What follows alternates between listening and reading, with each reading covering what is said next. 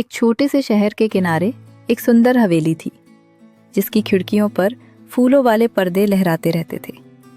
उसी हवेली के एक रंगीन कमरे में बेला नाम की लड़की रहती थी। उसे कपड़े डिजाइन करना दुनिया की सबसे प्यारी चीज लगता था।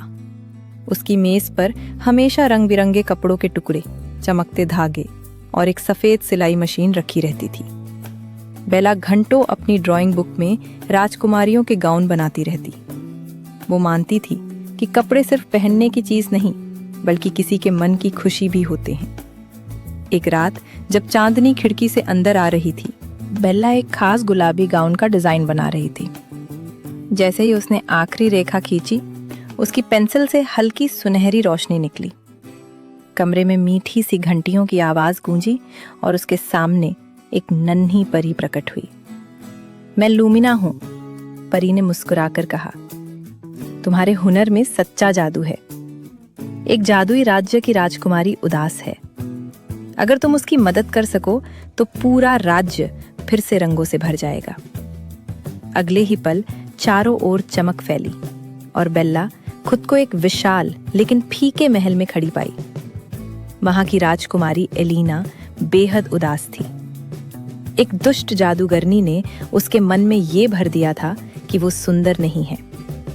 राजकुमारी का आत्मविश्वास टूट गया और उसी के साथ राज्य के रंग भी फीके पड़ गए।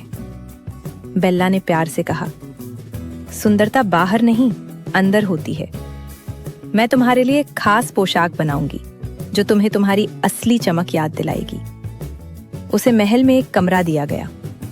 उसने आसमानी रेशम चुना, सुनहरे धागों से सूरज की किरणें काढ़ी और किनारों पर गुलाबी फूल बनाए। हर टाके के साथ वो मन ही मन एक दुआ जोड़ती। हिम्मत, खुशी, आत्मविश्वास। सुबह तक गाउन तैयार था। जब राजकुमारी एलिना ने वो पोशाक पहनी तो जैसे पूरा कमरा रोशनी से भर गया। उसने आईने में खुद को देखा। उसकी आंखें चमक रही थीं, चेहरे पर मुस्कान लौट आई थी।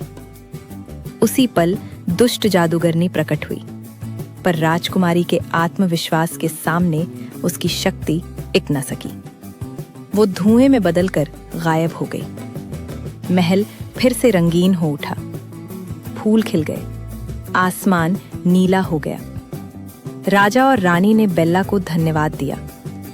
तभी लूमिना परी आई और बेला को वापस उसके कमरे में ले आई। अब बेला पहले से भी ज्यादा विश्वास के साथ डिजाइन बनाती थी।